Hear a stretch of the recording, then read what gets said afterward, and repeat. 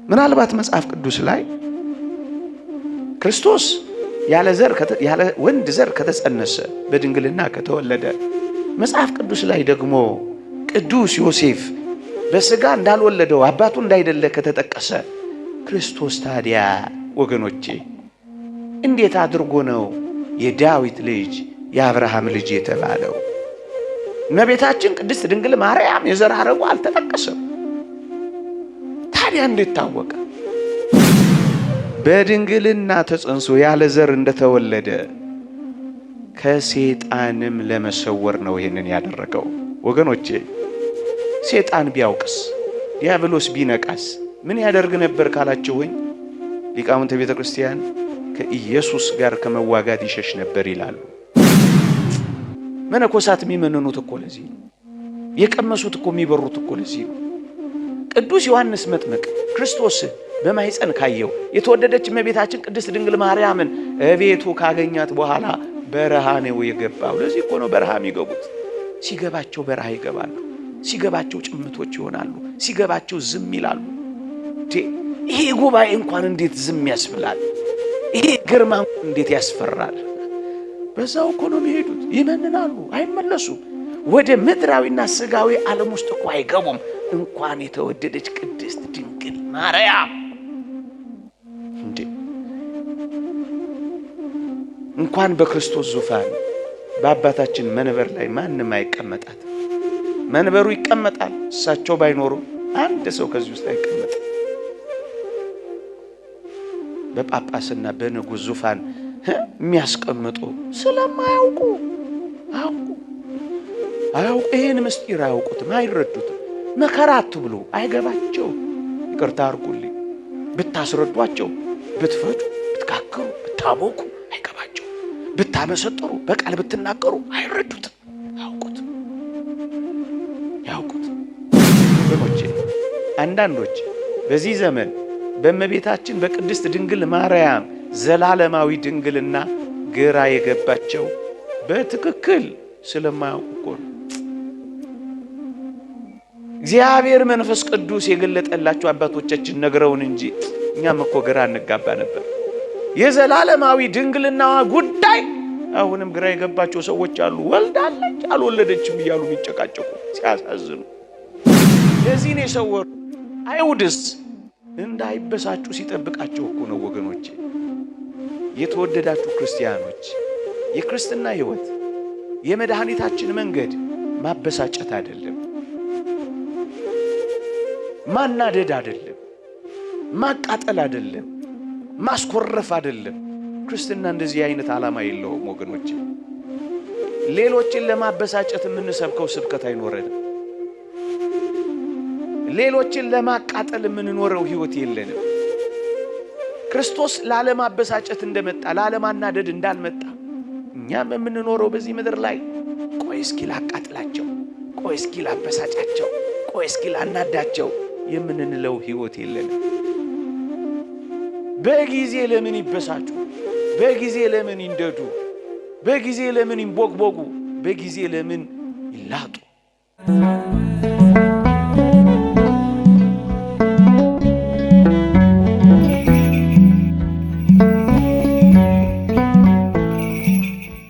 በስመ አብ ወወልድ ወመንፈስ ቅዱስ አሃዱ አምላክ አሜን። ክቡር አባታችን አዲስ ዲበ ኩሉ የደብራችን አስተዳዳሪ፣ ክቡር አባታችን ቆሞስ አባ ህሩይ የደብራችን የስብከተ ወንጌል ኃላፊ፣ ክቡራን ሊቃውንተ ቤተ ክርስቲያን፣ መምህራነ ወንጌል፣ አበው መነኮሳት፣ አበው ካህናት፣ ወንድሞች ዲያቆናት፣ የተወደድሽ እህታችን ዘማሪት ሲስተር ህይወት፣ የተወደዳችሁ የእግዚአብሔር ቤተሰቦች፣ የእመቤታችን የቅድስት ድንግል ማርያም ልጆች፣ የቅዱሳን ወዳጆች እንደምን ሰነበታችሁ? እንደምን አላችሁ?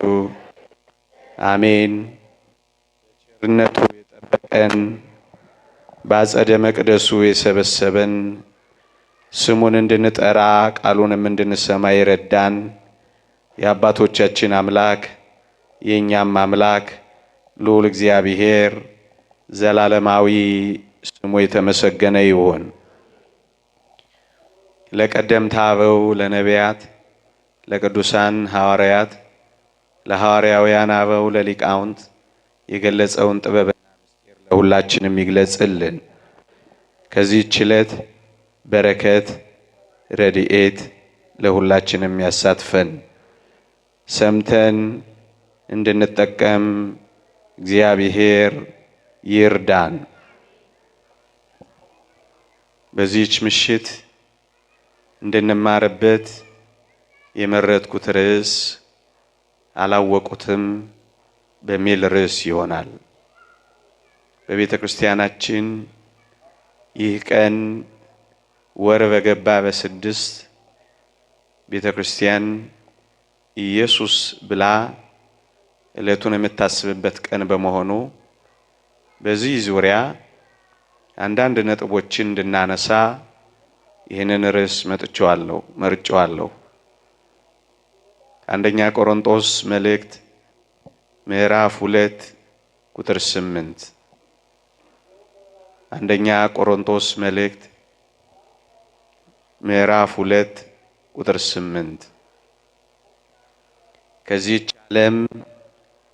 ከዚህች ዓለም ገዢዎች አንዱስ እንኳን ይህንን ጥበብ አላወቀውም። አውቀውትስ ቢሆን የክብርን ጌታ ባልሰቀሉትም ነበር ይላል። ከዚህ ኃይለ ቃል ነው አላወቁትም የሚለውን ቃል አሳጥሬ ያቀረብኩት። ከዚህች ዓለም ገዢዎች አንዱ እንኳን ይህንን ጥበብ አላወቀውም። አውቀውትስ ቢሆን የክብርን ጌታ ባልሰቀሉትም ነበር። ቅዱስ አግናጤዎስ ምጥው ለአንበሳ ተሰጥቶ በሰማዕትነት አምላካችንን ያከበረ ሰማዕት ነው። በ111 ዓመተ ምህረት በትራጃን ዘመነ መንግስት እንደ መገበሪያ ስንዴ በአንበሳ ተፈጭቶ ሰማዕትነት የተቀበለ አባት ነው። በረከቱ ይደርብን። እንዲህ ብሎ አስተምሯል። እግዚአብሔር 3 ሁነቶችን በዝምታ ፈጽሟቸዋል ይላል። በስውር አድርጓቸዋል ይላል። አንደኛ የእመቤታችን የቅድስት ድንግል ማርያምን ዘላለማዊ ድንግልና፣ ሁለተኛ የጽንሱን ነገር ያለ ዘር እንደተጸነሰ በድንግልና እንደተወለደ ሰውሮታል፣ በዝምታ ፈጽሞታል። ሶስተኛ ሞቱን በዝምታ በስውር ፈጽሞታል ይላል።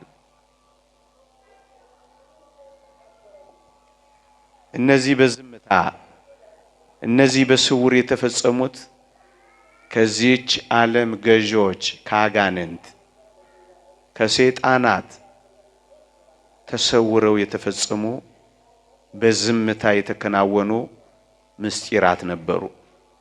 የጽንሱ ነገር፣ የዘላለማዊ ድንግልናዋ ነገር፣ የኢየሱስ ክርስቶስ የሞቱ ነገር።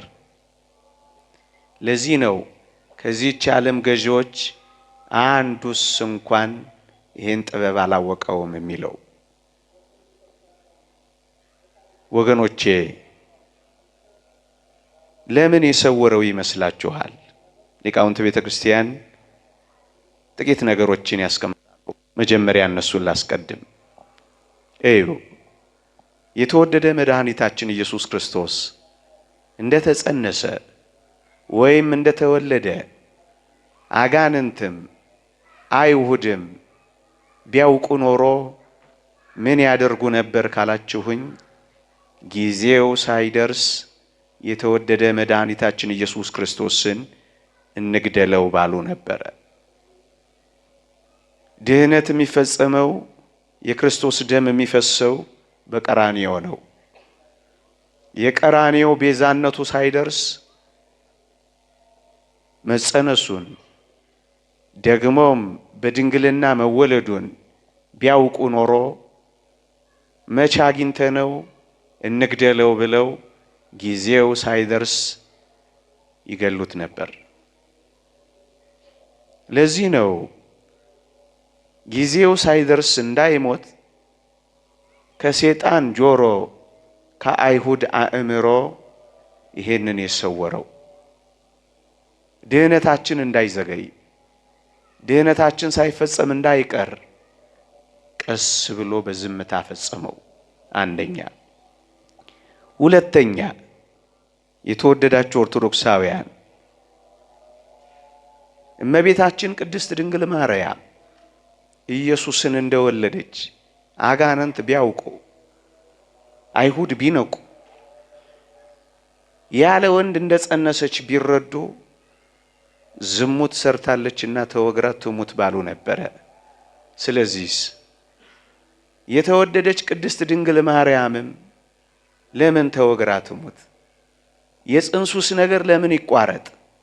ስለዚህ ክርስቶስ እግዚአብሔር ባወቀ ምን አደረገው? በዝምታ በስውር ፈጸመው። ሁለተኛ። ሶስተኛ፣ አይሁድ ቀድሞውንም ቢሆን ያለ ዘር እንደተጸነሰ በድንግልና እንደተወለደ ቢያውቁ ኖሮ የዳዊት ልጅ አይደለም ብለው በካዱ ነበር። ሰው መሆኑን ለመጠራጠር ምክንያት የሚፈልጉ አጋንንት ምትሃት ይመስላቸው ነበር። ለዚህ እኮ ነው ክርስቶስ በዝምታና በስውር መጸነሱንም መወለዱንም ያደረገው። ያለ ዘር እንደተጸነሰ በድንግልና እንደተወለደ ቢያዩ ሰው አይደለም ብለው ይክዱ ነበር። የዳዊት ልጅም አይደለም ብለው መከራከሪያ ነጥብ ያገኙ ነበር። ስለዚህ ይህንንም በዝምታ ፈጸመው። ወገኖቼ፣ ሌላው በድንግልና ተጸንሶ ያለ ዘር እንደተወለደ ከሰይጣንም ለመሰወር ነው ይህንን ያደረገው። ወገኖቼ፣ ሰይጣን ቢያውቅስ፣ ዲያብሎስ ቢነቃስ ምን ያደርግ ነበር ካላችሁኝ፣ ሊቃውንተ ቤተ ክርስቲያን ከኢየሱስ ጋር ከመዋጋት ይሸሽ ነበር ይላሉ። ታስታውሳላችሁ? በገዳመ ቆሮንቶስ ከቆመ ሳይቀመጥ ከዘረጋ ሳያጥፍ ባየው ጊዜ ይህማ አምላክ ነው ብሎ ሊፈትነው ነበር የመጣው። የእግዚአብሔር ልጅ የሚል ድምፅ ሲሰማ ተጠራጥሮ ምን እንዳረጋ አላያችሁ? አንዴ በቤተ መቅደስ፣ አንዴ ደግሞ በሚያምር በቤተ መንግስት፣ አንዴ ደግሞ ወዲህ በመራብ ወደ ፈተና የገባው ለምን ይመስላችኋል? የእግዚአብሔር ልጅ ከሆንክ የሚል ጥርጣሬ እኮ አምጥቶ ነው። ማረጋገጥ እኮ ፈልጎ ነው። ለምን መሰላችሁ? ሲራብ ሲያየው ፍጡር ነው ይመስለዋል። ደግሞስ 5 ገበያ ህዝብ መግቦ ሲያተርፍ ሲያየው ይህማ አምላክ ነው ብሎ ይደነግጣል። ታንኳ ውስጥ ተኝቶ ሲያየው ይህማ ፍጡር ቢሆን ነው ይላል። ማይበልና ነፋሳትን ሲገስጽ ሲያየው እንዴት ቢሆን ነው ብሎ ግራ ይጋባል። ተርቦ ወደ በለስ ሲሄድ ይህማ መናኛና ምስኪን ነው ይላል። በለሲቱን ግን በቃሉ ሲያደርጋት ደግሞ ይደነግጣል። የተወደዳችሁ ኦርቶዶክሳውያን፣ እስከ መስቀል ድረስ ሰይጣንን ግራ እያጋባው ማን ነው የሚለው ጥያቄ እያስጨነቀው መስቀል ላይ አገኘው። ምን አድርጎ? አምላኬ አምላኬ የሚል ድምፅ እስኪያሰማው ድረስ። አያችሁ፣ ኢየሱስ ክርስቶስ በእርግጥ የባህሪያ አምላክ እንደሆነ ቢያውቅ ኖሮ ምርኮ አይማረክም፣ በመስቀል ላይ አጋንንት አይታሰርም፣ ከመዋጋት ይሸሻል። ስለዚህ ቀስ እያለ እያቀረበ፣ ቀስ እያለ ወጥመድ ውስጥ እየከተተ፣ ቀስ እያለ ያቀረበ በመስቀል ላይ ያገኘውና ጠረቀ። በቃ ለምንድን ነው መሰወር ያስፈለገው? ዲያብሎስ ከመዋጋት እንዳይሰወር ነው። ለምንድን ነው መሸሸግ ያስፈለገው? ዲያብሎስ እንዳይሸሽ ነው። ታስታውሳላችሁ? ክርስቶስ ታላላቅ ታምራትን እንኳን እያደረገ አትናገሩ ነበር የሚለው። ለምን ይመስላችኋል? ይህንን እያየ ይህን እየሰማ ከመዋጋትም ጭምር እንዳይሸሽ እኮ ነው ወገኖቼ። ሌላስ ለምን መሰወር አስፈለገው? ይኸውላችሁ አይሁድ ገና ያለ ዘር መጸነሱን ገና በልጅነቱ በድንግልና መወለዱን ቢያውቁ ኖሮ ገና በልጅነቱ ይበሳጩበት ነበር። እንዴ ለምን ገና በጊዜ እየተበሳጩ ዘመናቸውን ይጨርሱ? ክርስቶስ እንዴት እንደተጠነቀቀላቸው እንኳን ተመልከቱ። ሊያበሳጫቸው አልፈለገም ገና በጊዜ። ስለዚህ ማንነቱን ሰወራ። ያለ ዘር መጸነሱን በድንግልና መወለዱን ቢያውቁ ኖሮ ታስታውሳላችሁ? ገና 33 ዓመት ሲሞላው ድንጋይ አንስተን እንውገረው ያሉ። ይሄንን ቢያውቁ ኖሮ ምን ይሆናሉ? ገና በልጅነታቸው ገና በልጅነቱ በሕፃንነቱ በብስጭት ይቃጠላሉ። አጋንንትማ ሁሉንም እንፍጅ ባሉ ነበር። ቢያውቁ ኖሮ ምን ያረጉ ነበር? ደም ያፈሱ ነበር ካፈሰሱት በላይ። ምሳሌ ልስጣችሁ። ሄሮድስ 70 ሰገል በ2 ዓመቱ መጥቶ የተወለደው የአይሁድ ንጉሥ ወዴት ነው ሲል በሰማ ጊዜ ታስታውሳላችሁ ምን እንዳደረገ? የቤተልሔምን 144,000 ሕፃናት ነበር እኮ ያስፈጀው። 2 ዓመት ሲሆነው እንደዚህ ካደረገ ገና ሲጸነስ ቢያውቅ ኖሮ ምን ያደርግ ነበር ካላችሁ? በሙሉ የእስራኤልን ደናግላን ሰብስቦ ይገድል ነበረ። ሲጠራጠር እንደዚህ ያደረገ ቢያውቅ ኖሮ ምን ያደርግ ነበር? ደናግላንን ሰብስቦ ሁሉ ያስፈጅ ነበር። ለዚህ ነው የሰወረው። አይሁድስ እንዳይበሳጩ ሲጠብቃቸው እኮ ነው ወገኖቼ። የተወደዳችሁ ክርስቲያኖች፣ የክርስትና ሕይወት የመድኃኒታችን መንገድ ማበሳጨት አይደለም፣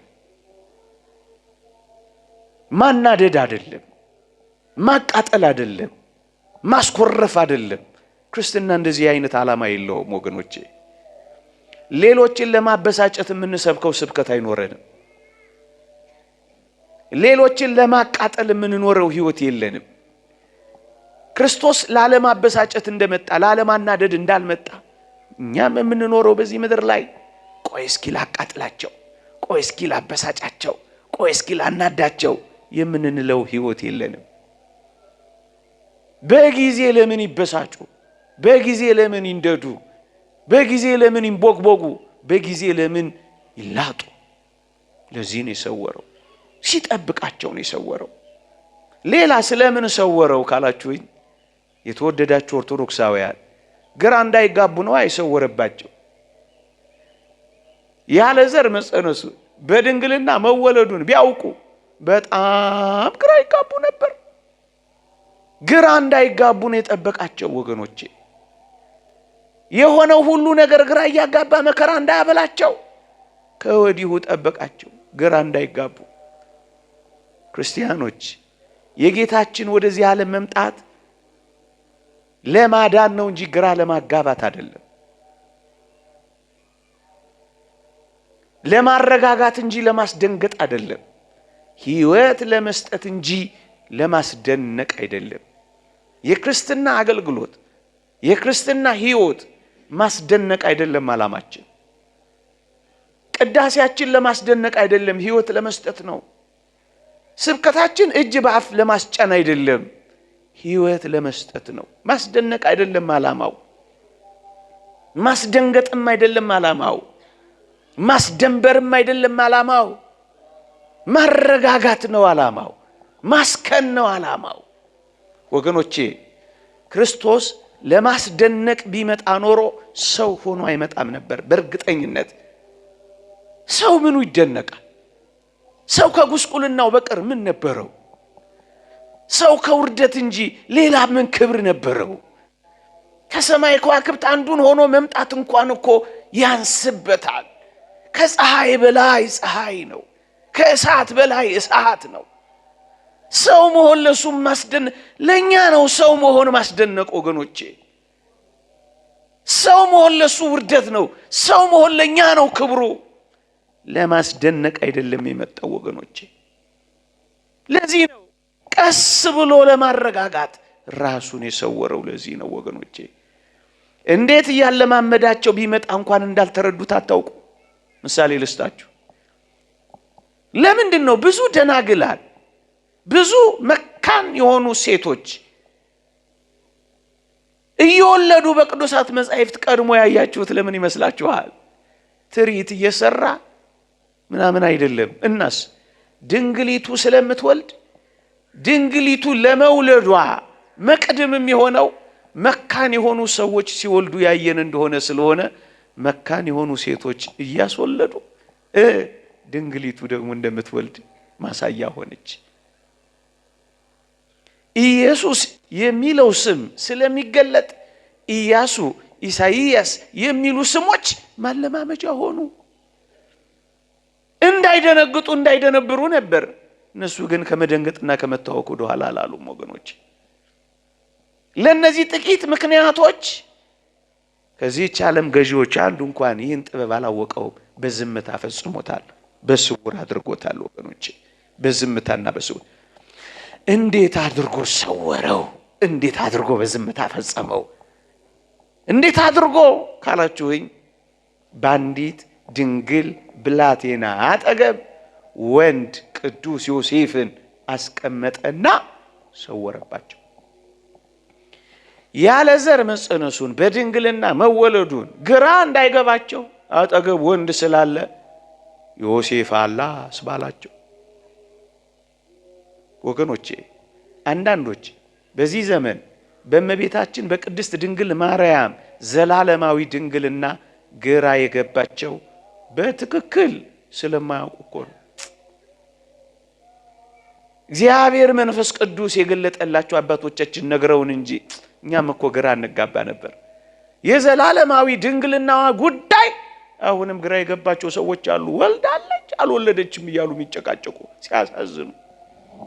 ኧረ ከማህፀኗ ፈቀቅ በሉ እንላቸዋለን። አንድ ሊቅ እንደተናገረው ከማታውቁት ማህፀኗ ፈቀቅ በሉ፣ ዞር በሉ። ሙሴ ነበልባል ከሐመልማል ሐመልማል ከነበልባል የነበረውን ያን ራእይ ለማይ ሲጠጋ ጫማህን አውልቅ እንደተባለው ዞር በሉላት። ክፉ ነገር አትናገሩ፣ ከማህፀኗ ገለል በሉላት። አታውቁትም ወገኖቼ። እንኳን እመቤታችን ቅድስት ድንግል ማርያም የተወደደችው ወገኖቼ ሙሴ እንኳን ሐመልማል ከነበልባል ነበልባል ከሐመልማል በዚያ በደብረ ሲና ራእዩን ካየ በኋላ ሊቃውንት ሲያስተምሩ ወደ ቤቱ አልተመለሰም ይሏቸዋል። ይሄን ራእይ ካየ በኋላ ለምን ይመለሳል?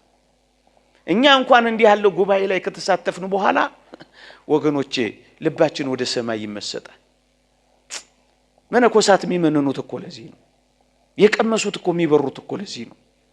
ቅዱስ ዮሐንስ መጥምቅ ክርስቶስን በማይፀን ካየው የተወደደች እመቤታችን ቅድስት ድንግል ማርያምን እቤቱ ካገኛት በኋላ በረሃ ነው የገባው። ለዚህ እኮ ነው በረሃ የሚገቡት።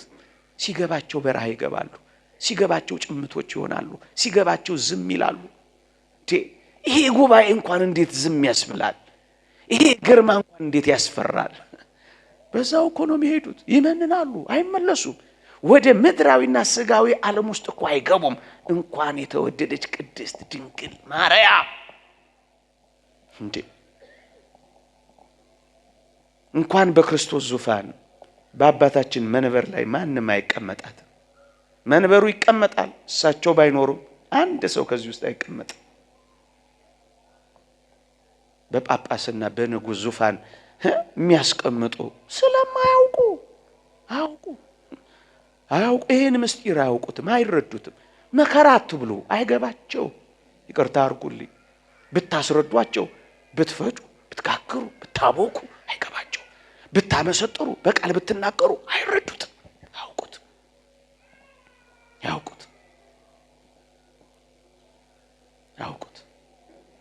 ቅዱስ ዮሴፍ አጠገቧ ስላለ ሌላ ነገር ማለት አይቻልም። እናስ አያችሁ ከሰይጣን ጆሮ ከአይሁድ አእምሮ እነዚህን ነገሮች እንዴት እንደሰወረ አድንቁ። ማን ስላለ? ቅዱስ ዮሴፍን አጠገቧ ስላስቀመጠ። ጥቂት ነገሮችን እዚህ ጋር ለመናገር ምናልባት መጽሐፍ ቅዱስ ላይ ድምጽ ይሰማችኋል አይደል? ምናልባት መጽሐፍ ቅዱስ ላይ ክርስቶስ ያለ ወንድ ዘር ከተጸነሰ በድንግልና ከተወለደ፣ መጽሐፍ ቅዱስ ላይ ደግሞ ቅዱስ ዮሴፍ በስጋ እንዳልወለደው አባቱ እንዳይደለ ከተጠቀሰ፣ ክርስቶስ ታዲያ ወገኖቼ እንዴት አድርጎ ነው የዳዊት ልጅ የአብርሃም ልጅ የተባለው? እመቤታችን ቅድስት ድንግል ማርያም የዘር ሐረጉ አልተጠቀሰም። ታዲያ እንዴት ታወቀ? ቅዱስ ዮሴፍ በስጋ አልወለደውም። ታዲያ የዳዊት ልጅ ለምን ተባለ? እንደ መጽሐፍ ቅዱስ ፍንጭ አለ።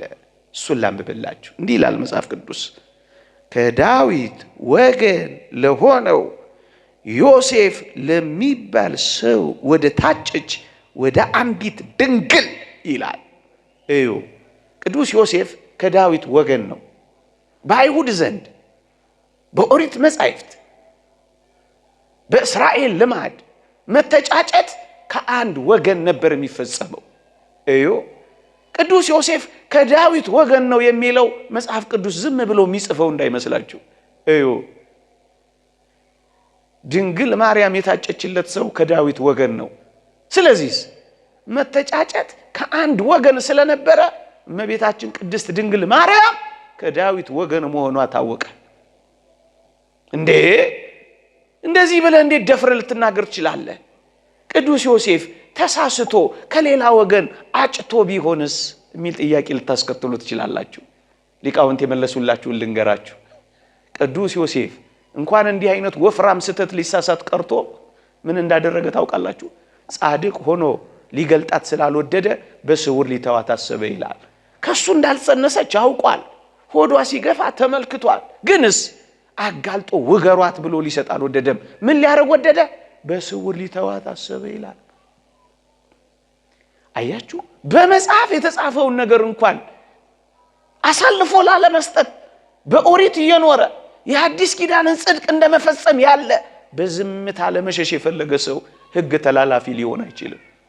ልማድ ጨርሶ አይተውም። እንዲህ ያለ ጻድቅ ሰው ሕግ ተላልፎ ከሌላ ወገን ያጫል ተብሎ አይታሰብም።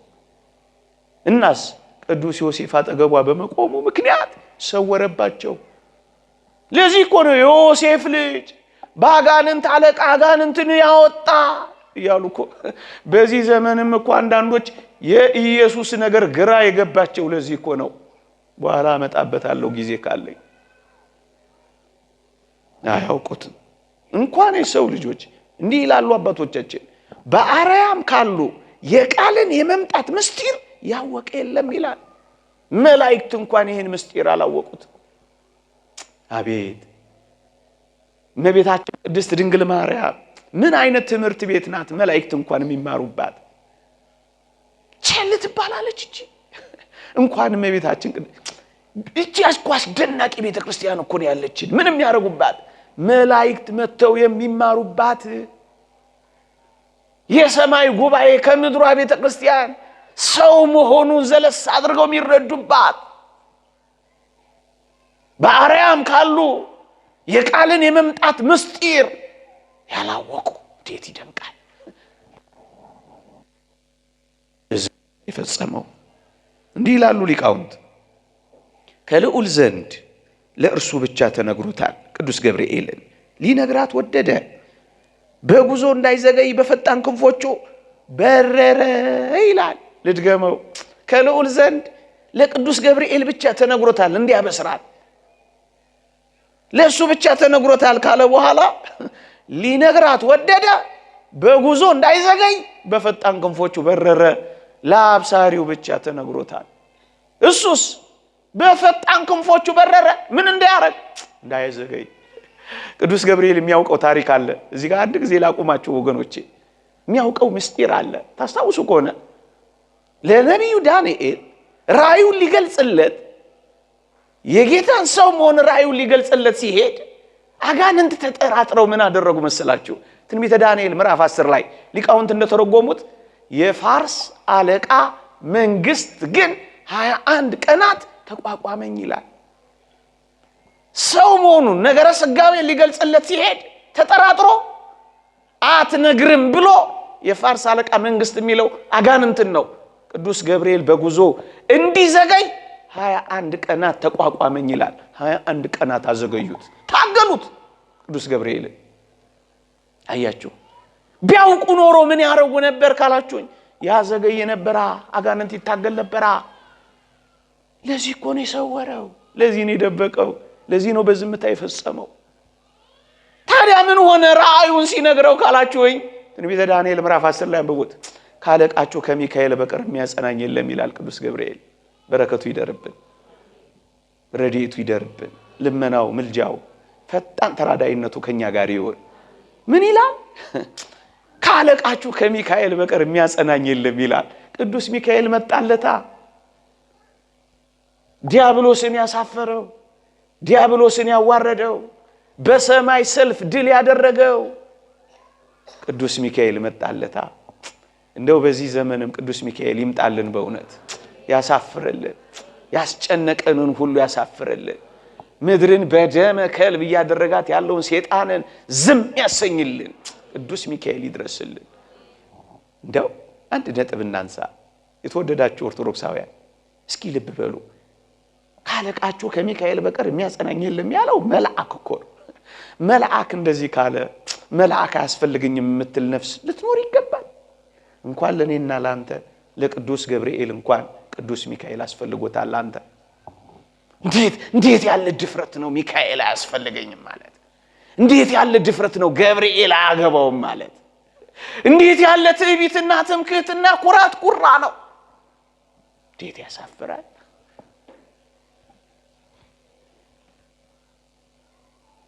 ማር ይስሐቅ እንደተናገረው እኛ ታናናሽ ወንድሞቻቸው ነን፣ እነሱ ታላላቅ ወንድሞቻችን ናቸው፣ በመንገዳችን ሁሉ ይራሩልናል ይላል ስለ መላእክት ሲናገር። ወንድሞቻችን እኮ ናቸው፣ ይራሩልናል። ከሺህ አንድ መልአክ ቢገኝለት እየራራለት ወደ ጉድጓድ እንዳይወርድ አድነው ቢለው ስጋው እንደ ሕፃን ስጋ ይለመልማል፣ ወደ ጉብዝና ወራት ይመለሳል የሚለውን ቃል አልሰማችሁም? እየራራለት ከሺህ አንድ መልአክ ቢገኝለት እየራራለት ይላል። ታላላቅ ወንድሞቻችን ናቸው፣ ይራሩልናል። የሚራራልንን ማባረር ይሆናል? እናንተ ክርስቲያኖች፣ ያኛው ሌላ ዓለም ነው መላእክትን የማይወድ፣ ያኛው ሌላ ዓለም ነው ቅዱሳንን የማይፈልግ፣ ያኛው ሌላ ዓለም ነው እናቱን የሚያባረር። እውነተኛ እንዳይመስላችሁ። መስቀሉን ከጠላ፣ ማርያምን ከጠላ፣ ወንድሞቹን ከጠላ ምንድነው ይሄ? ይሄ ክርስትና ነው? ይሄ ወንጌል ነው? ይሄ ኢየሱሳዊነት ነው? ለቅዱስ ገብርኤል ብቻ ተነው 21 ቀናት አይደለም። ሰው መሆኑን ቢያውቅ ደግሞ ምን ያህል ቀናት ይታገል እንደነበር መዳናችንም እግዚአብሔር ባወቀ ፈጸመ በዝምታ እንጂ እንዴት ሊያዘገይ ይታገል እንደነበር አስቡት። እርግጥ አዘገይቱ አይቀርም፣ ማዳኑ የሚፈጸምና የሚሆን ነውና። እንዴ ታዲያ ከተሰወረ ካልቀረ ሌላ ጥያቄ ከተነሳባችሁ እሱን መልሼ እግረ መንገድ ይልሂድ። መሰወሩን ካልቀረ ታዲያ ዝም ብሎ ተሰውሮ አይጸነስም ነበር? ለምን ማብሰር አስፈልገው? ለምን ለቅዱስ ገብርኤልስ መንገር አስፈልገው? ዝም ብሎ አካላዊ ቃል መጥቶ በተወደደች ቅድስት ድንግል ማርያም ማህፀን አያድርም ነበር? ይችላል አይችልም? ይችላል። እስመ አልቦ ነገር ዘይሳነው ለእግዚአብሔር፣ ላንተ የሚያቀት ነገርም የለም ይላል። ይችላል ይችላል ይችላል ይችላል። ታዲያ ለምንድን ነው ለቅዱስ ገብርኤልስ እስከዚህ ድረስ መንገር ያስፈልገው? ከሰወረው ካልቀረ በነካጁ ሁሉንም አይሰውርም። ለምን ያሳውቀዋል እሱስ ካላችሁ ሊቃውንት 3 ምርጥ ነጥቦችን ያነሳሉ። አንደኛ የተወደደች ቅድስት ድንግል ማርያም ያለ ጋብቻ ያለ ሩካቤ እንደ ጸነሰች ብቻ አይደለም፣ ሆዷ እየገፋ ሲመጣ እንዲሁ መጥቶ ቢጸነስ ያለ ብስራት ቢወለድ ሳይነግራት ይሄ ቢፈጸም ምን ትላለች መሰላችሁ? ከሚተነኳኮሱ አጋንንት ነው ይሄ የሆነብኝ ወይስ ደዌ ይዞኝ ነው ብላ ትጨነቅ ነበር። ወንድ አጠገቧ የለ። ታዲያ ከየት መጣ ብላ ትታወካለች። ለምን ትታወክበት? እናቱ ለአይሁድ እንዳይታወኩ እንዳይደነግጡ እንዳይደነብሩ የተጠነቀቀ ለተወደደች እናቱ ቅድስት ድንግል ማርያም እንዲሁ ለዘብተኛ እንዲሆን ትፈልጋላችሁ? እንዳትታወክበት ተጠነቀቀላት። ለኛም እኮ ይጠነቀቃል እግዚአብሔር። እሱ እንዴት የሚገርም አምላክ ነው። ሁለተኛ በድንግልና የምትጸንሰው ያለ ዘር የምትወልደው ማን መሆኑን ማወቅ አለባት። ለምን ካላችሁኝ ዋጋ ልትከፍልለት ተዘጋጅታለች። ዋጋ የምትከፍልለት ሕይወት ምን መሆኑን መረዳት አለባት። በነፍስሽ ሰይፍ ያልፋል ተብላለች። አብራው ትንከራተታለች፣ ቤት አታ ትዞራለች። የተወደዳችሁ ክርስቲያኖች ከኋላ ያሳለፈችውን መከራዩ በልጅነቷ ወላጆቿን ያጣቸው ለምን እንደሆነ ማወቅ አለባት። ወደ ቤተ መቅደስ ያስገቧት ዞር ብላ አላየችም ይላል። በእውነት ዓለምን የናቀች መናኝማ ቅድስት ድንግል ማርያም እኮ ነች። ወደ ወላጆቿ ዞር ብላ እንኳን አልተመለከተችም። ፈጥና ወደ መቅደሱ ገሰገሰች እንጂ ምን አይነት መናኝ ነች እቺ መናኝ! በረከቷ ረድኤቷ አይለየን። እናትነቷ ጣዕሟ ፍቅሯ አይራቅብን። በረረችና ገባች። በዚህ ሁሉ ያላጉረመረመች መቅደስ ውስጥ ትንሽ ዘመን ቆይታ ደግሞ ትውጣልን መቅደሳችንን ታረክሳለች ሲሏት ያላጉረመረመች በዚህ ሁሉ መከራ የተቀበለች መቋሚያ ምርኩዝ ይዘው ሊያባርሯት ሲፈልጉ እንኳን ያልተጉረመረመች ያላማረረች በጸጥታ የተቀበለች መገፋትን የተሸከመች ወላጆቿን በልጅነት ከማጣት ጋር የተንገላታች። ታዲያ ለምን ይሄን እንደምታደርግ ማወቅ የለባትም? አለባት። ከዚያ በኋላ የምትቀበለው መከራ ደግሞ ተመልከቱት። እሱን መረዳት አለባት። ለምን ዋጋ እንደምትከፍል ማወቅ አለባት። ስለዚህ በጆሮዋ ነገራት። ዋጋ የምትከፍልለት ሕይወት ማንና ምን መሆኑን አሳውቃል። በውርጭና በመከራ እንደምትወልደው ታውቃለች። መውለጃ ስፍራ እንደምታጣ ያውቃል። ይሄንን የምትከፍለው ምንና ለማን እንደሆኑ መረዳት አለባት። ስለዚህ ነገረ። ሶስተኛውና ዋናው ምክንያት ግን ማዳኑን ሲፈጽም ይሄን ማዳን እሺ የምትል ይሁንልኝ የምትል እመቤት መሆን አለባት። ግብታዊ አይደለም መድኃኒታችን። እሺ ብትይ እሺ በይ፣ እሺ ባትይ የራሱ አይልም። እግዚአብሔር አስፈቅዶ አስወድዶ አስለምዶ አይደለም የሚያደርገው። እንኳን ይሄን ያህል ማዳኑን ቀርቶ ልትድን ትወዳለህን እያለ ጠይቆ አይደለም ያዳነው። ታዲያ ይሄንንስ አዎን ይሁንልኝ አሜን ማለት የለባትም። እሱን ያስፈቀዳት ነፃ ፈቃዷን መጠየቅ አለበት። ለምን? ለዚህ ማዳን መተባበር አለባት። እግዚአብሔር ስለመረጣት ብቻ ሳይሆን እሷም ይሄንን ማዳን መምረጥ አለባት። ስለዚህ ይሁንልኝ ብላ መጮህ አለባት። ሰማይና ምድርን ሲፈጥር ይላል አንድ ሊቅ ይሁን ያለው እግዚአብሔር ነበር ይላል። የአዲስ ኪዳን ፍጥረት ሰው በመስቀል ላይ ሊፈጠር ስራ ሲጀመር ይሁንልኝ ያለችው ደግሞ እናቱ ነች ይላል። መጀመሪያ አባቱ ከዛስ እናቱ ይሁንልኝ ያለች። ነፃ ፈቃዷን መስጠት መምረጥ እሺ ብላ መተባበር አለባት። ይህ አስደናቂ ልደት ነው። ይህ አስደናቂ ጽንስ ነው። ለዚህ ነው ቀስ ብሎ በዝምታ ሰውሮ የፈጸመው። ለዚህ ነው እንዲነገር በብስራት የሚያደረገው። ያዕቆብ ዘስሩግ ያደንቃል። ባለጠጋ ሆኖ ገብቶ ደሃ ሆኖ የወጣ ምንኛ አስደናቂ ነው። ዝምተኛ ሆኖ ገብቶ ተናጋሪ ሆኖ የወጣ በግ ምንኛ አስደናቂ ነው። ኃያል ሆኖ ገብቶ ደካማ ሆኖ የወጣ ምንኛ ጽሑፍ እግዚአብሔር ነው ብሎ ያደንቃል።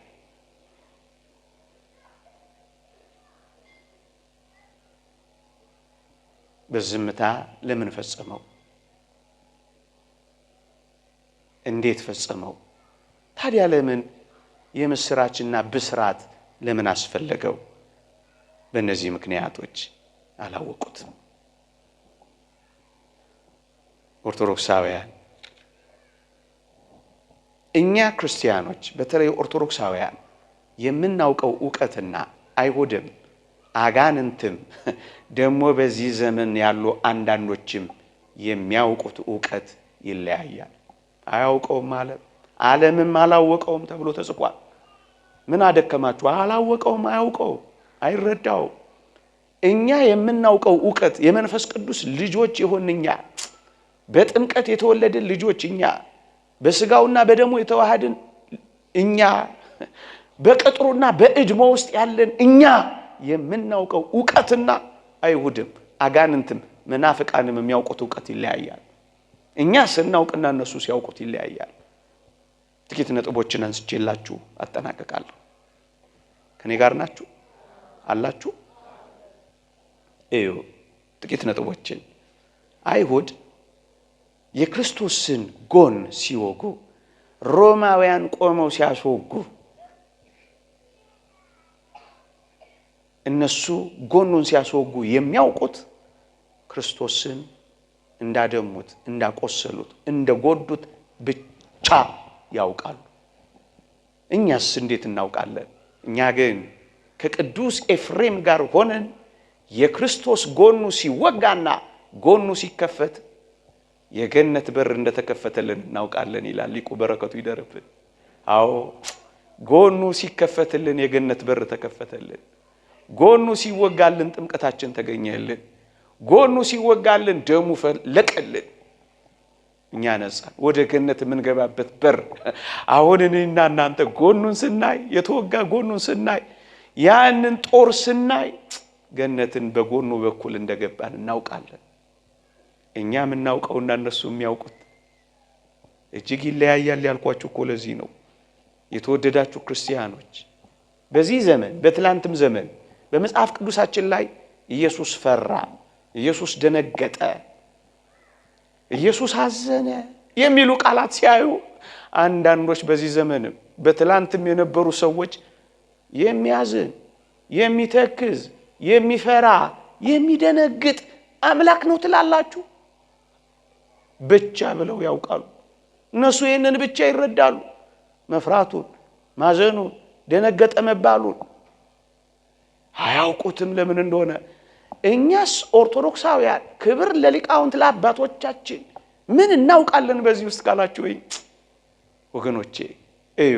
ፈራ፣ አዘነ፣ ደነገጠ፣ ተከዘ በሚሉት ቃላት የነፍሳችንን ካሳ የካሰልን እንደሆነ እናውቃለን። እነሱ አምላክ አይደለም ማለትን ያውቃሉ። እኛስ በነፍሳችንም ጭምር የካሰልን እውነተኛ አምላካችን እንደሆነ አውቀናል። አያውቁትም አልኳችሁ እኮ ለዚህ ነው። ምን ማለት ይመስላችሁ?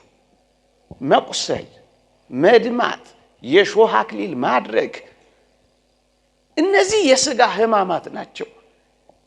ጌታችን ለሥጋ የካሰብ ካሳ ነው። የነፍስስ ካሳ እንዴት ይቀራል? የነፍስ ካሳ ምን? የነፍስ ሕማም ምንድነው ካላችሁኝ መፍራት ነው። የነፍስ ካሳ ምንድነው? ማዘን ነው። የነፍስ ካሳ ምንድነው? መደንገጥ ነው። የነፍስ ካሳ ሕማም ምንድነው? መተከስ ነው። አያችሁ፣ እኛ ክርስቶስ ፈራ፣ ክርስቶስ ደነገጠ፣ ክርስቶስ አዘነ የሚል ቃል ስናይ ነፍሳችን እየተካሰች እንደሆነ እናውቃለን። የባህሪ አምላክ መሆኑን እንረዳለን ወገኖቼ። ሌላስ በጣም ባስደናቂ ሁኔታ የሥጋ ሕማማችን ብቻ ሳይሆን የነፍስ ፍርሃታችንን እያራቀልን እንደሆነ እንረዳለን። የነፍስ ሐዘናችንን እያጠፋልን እንደሆነ እንረዳለን። የነፍስ ድንጋጤያችንን እያራቀልን እንደሆነ ይገባናል። አያውቁትም እነሱ። ከማያውቀው ሕዝብ ጋር ነው አሁን ትግል የያዝነው ወገኖቼ። አያውቁትም፣ በጭራሽ አይረዱትም። የዚህ ዓለም ገዢ ልባቸውን አጨልሞታል። አያውቁት፣ አይረዱትም፣ አያውቁትም። አይሁድም አጋንንትም መናፍቃንም ኢየሱስ በመስቀል ላይ የመጨረሻዋን እስትንፋስ ሲተነፍስ በቃ ብለው ነው የሚያስቡት። በቃ ጨረሰ ብለው ነው ያስቡት። ኦርቶዶክሳዊነትስ ቤተ ክርስቲያንስ እኛስ እንዴት ነው የምናውቀው?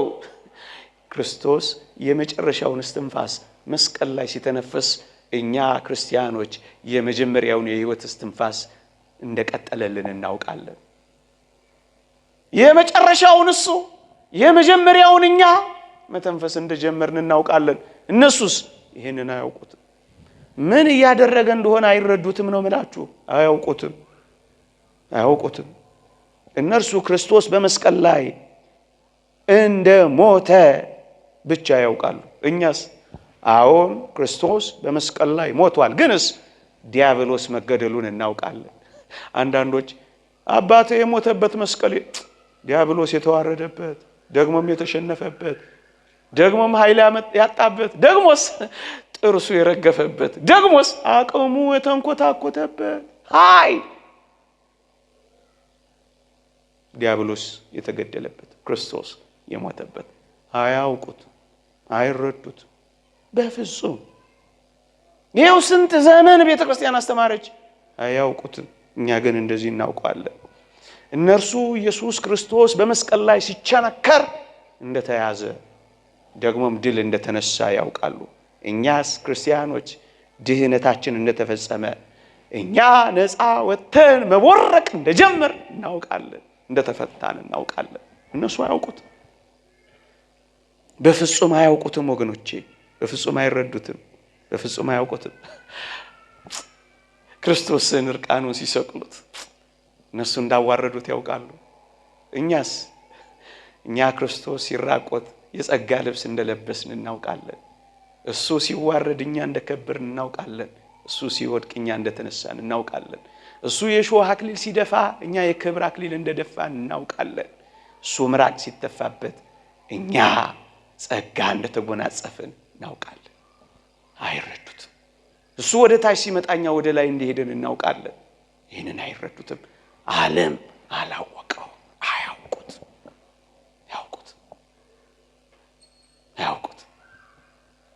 በፍጹም አያውቁት። እሱ ሲቆስል እኛ መፈወሳችንን አውቀናል። በጣም ይገርማችሁን ነገር ልንገራችሁ። ሊቃነ ካህናቱ እንኳን 2 ሊቃነ ካህናት ነበሩ። ኢየሱስ ክርስቶስ በዘመነ ስጋዌው በተለይ ሊሞት ሲል 2 ሮማውያን 1 ለራሳቸው ሾመዋል። ሕገ እግዚአብሔርን ጥሰው አይሁድ ደግሞ የራሳቸውን 1 ሊቀ ካህናት አቆመዋል። 2 ሊቀ ካህናት። እዚህ ጋር አንድ ጊዜ ላስቆማችሁ። ክርስቶስ እንደዚች ወዳለባት ምኩራብ ነው የገባው። ምንም ሕግ የጣሱባት መስዋዕት ውስጥ ከመቅረት የደረሰበት ባለፈው ሳምንት ተምራችሁ የለ መነገጃ ያደረጉባት ቦታ ነው ክርስቶስ የገባው። አንዳንዶች ቤተክርስቲያን እንዲና እንዲያ ሆናለች፣ ለቃላቸው መመድገሜ ይቅርታ ይደረግልኝና ረክሳለች። ካህናት እንዲና እንዲህ ሆነዋል፣ ረክሰዋል። በከተማ እንቆርብ በገጠር ነው የምንቆርበው እያሉ አንዳንድ ኮሜዲያን ታገኛላችሁ። ክርስቶስ የተገኘባት ኢየሱስን የሚያረክሰው ይሁዳ ከሌለ ይቺን ንጽሕት ቅድስት እድፈት የሌለባት ቤተክርስቲያንን የሚያረክሳት አንድም ሰው የለም።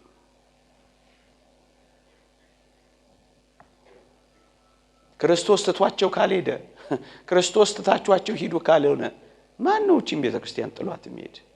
አሁን በኃጢአት ልንበላለጥ ነው? ይቅርታ አድርጉልኝ፣ እንተዋወቃለን በደንብ። የአንዳንዶቻችን ስለተገለጠ የአንዳንዶቻችን ተሸፈነ አይደል?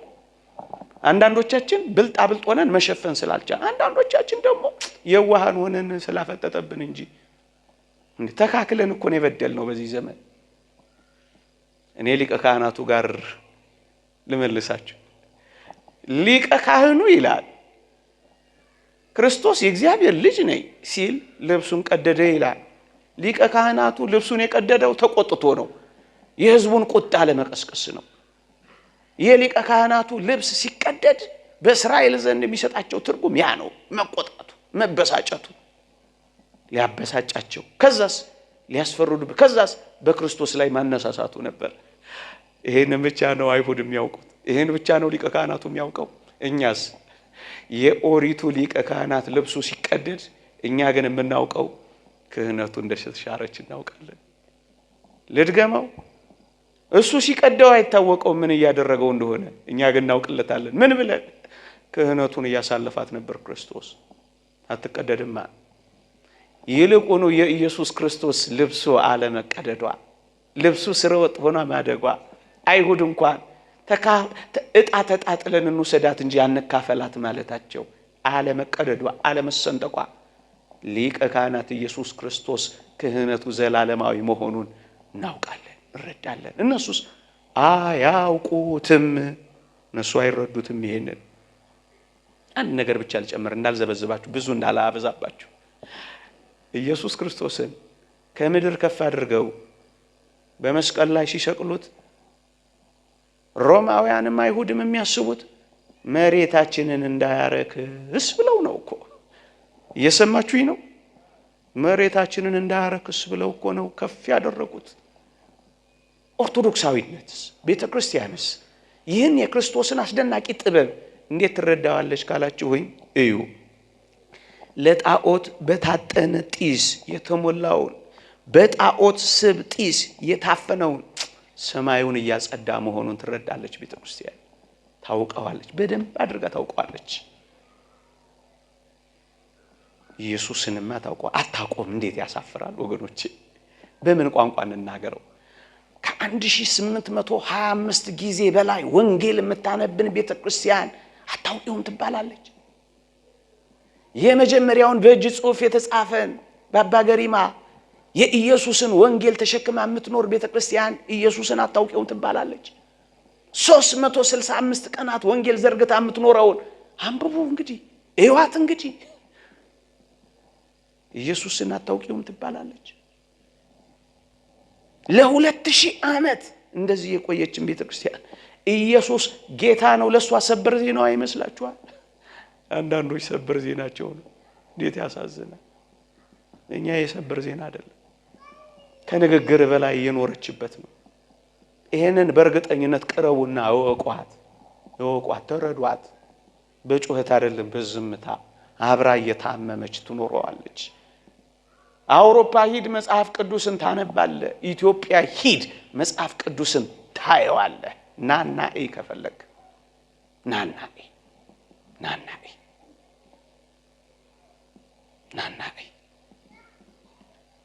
እነሱ እንዳይረክስባቸው ነው። እሱስ በክህደተ እግሩ በእግሩ መጓዙ ምድርን ቀድሷታል።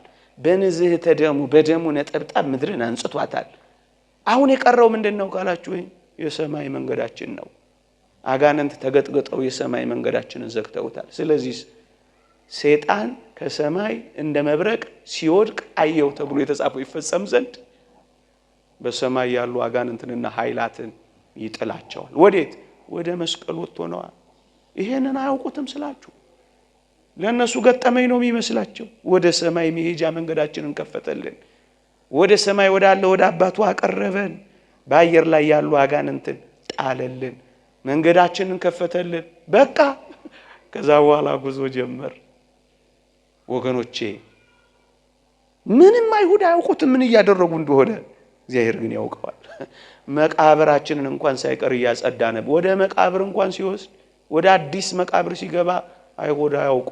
እግዚአብሔር እሱ ባወቀ ምን እየሰራ እንደሆነ አያውቁ። በአዲስ መቃብር ሲቀበር መቃብራችንን እንኳን ሳይቀር እያጸዳ መሆነ ይኸውላችሁ። የመቃብር ቦታ በቅዱሳት መጻሕፍት ታስተውሳላችሁ አይደለ? የመቃብር ቦታዎች የአጋንንት መናኸሪያና ማደሪያ ቦታዎች ነበሩ። እሱን ነበር እያጸዳ ያለው።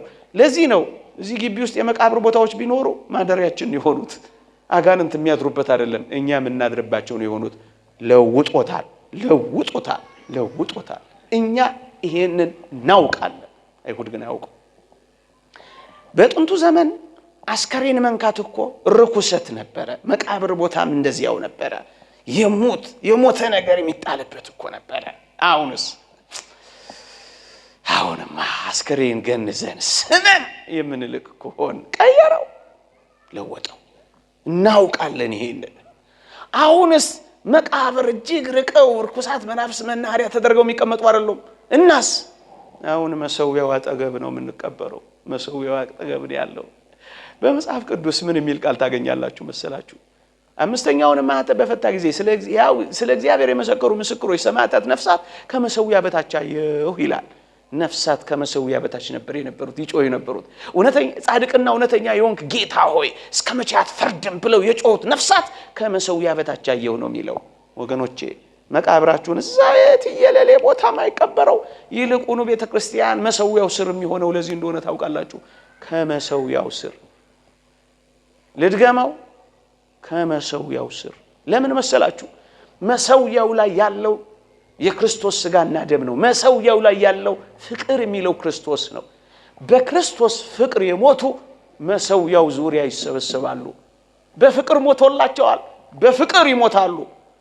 እነሱ መስዋዕት ይሆናሉ፣ እሱ ተሰውቶላቸዋል። ፍቅር ያገናኛቸዋል። እኛ ይሄንን እናውቃለን፣ እኛ ይሄንን እንረዳለን። አይሁድ ይሄንን አያውቁትም፣ አይሁድ ይሄንን አይረዱትም። ወገኖቼ አይሁድ በፍጹም አይገባቸውም። አይሁድ ይፈልጉ የነበረው ወይም አይሁድ ማወቅ የሚፈልጉት ሙሴን ነበር። ኢየሱስ ክርስቶስን ግን አይፈልጉትም ነበር። ጭንቀታቸው ያ ነበር። ታስታውሳላችሁ? ይሄንን አይተረዱትም፣ የመጣውን አላወቁትም። ፊትህን ሸፍንልን የተባለውን ሙሴን እንጂ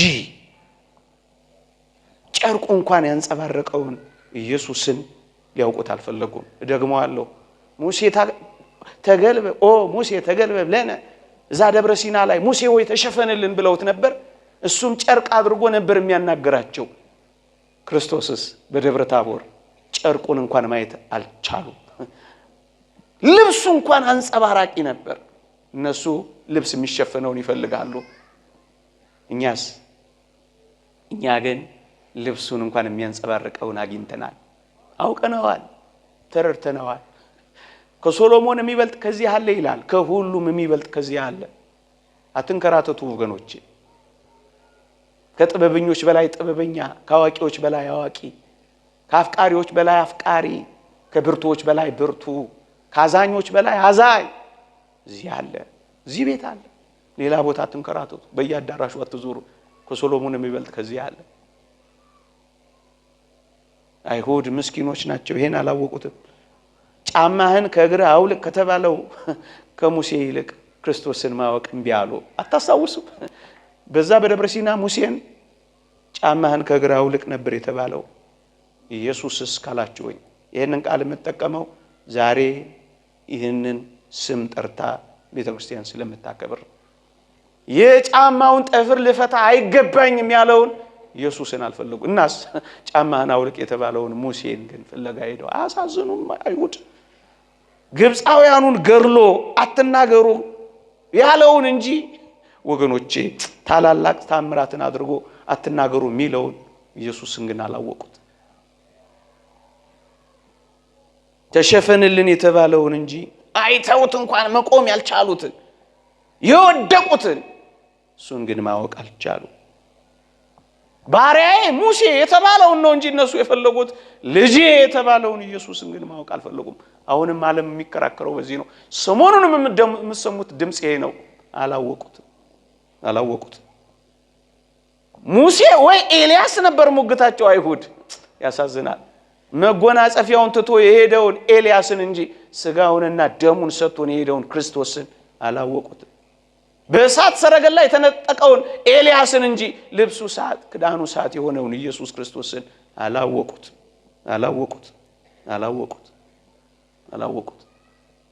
በምን ቋንቋ እንግለጸው? አልተረዱት። ለማጠቃለል እኛስ አውቀነዋል። እሱ ማጠቃለያ ይሁን። አጠገባችን ሆኖ አውቀነዋል። አብረነው እየኖር ተረድተነዋል። እየሰበክንለት እናውቀዋለን። ያ ሰባኪ እንዳለው እውነቱን ነው። እግዚአብሔርን የማያውቁ የእግዚአብሔር ሰዎች ብሎናል ያ ሰባኪ። እውነቱን ስለ እግዚአብሔር እንናገራለን ብዙ፣ ስለ እግዚአብሔር ግን ጥቂት መኖር የሚያቀተን፣ በህይወት ግን አናውቀው፣ በጭምትነት አናውቀው፣ በትህትና አናውቀው፣ በየዋህነት አናውቀው። ገና አላወቅነውም። አንዳንዶቻችን፣ ሁላችንም አይደለም፣ አንዳንዶቻችን የሚጤስን የጧፍን ክር ያላጠፋ የተቀጠቀጠ ሸበቆን ያልሰበረ በዝምታ በጸጥታ የኖረውን መምሰል አቅቶናል። አጠገቡ ሆነን ርቀናል። ከሕይወት ጋር እያለን ሞተናል። ተገልጦልን ያልተረዳን ምስኪኖች ሆነናል። አብሮን ሆኖን ሳናገኘው ቀርተናል። ቤት ውስጥ ሆነን ጠፍተናል። አላወቅነው። እየመሰከርንለት አልተረዳነው። መድኃኒት ይዞ መታመም አያሳዝን?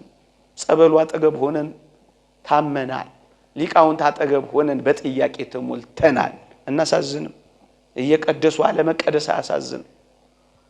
እየሰበኩ አለመሰበክ አለመማር አያሳዝንም? አውቀነዋል ወይ?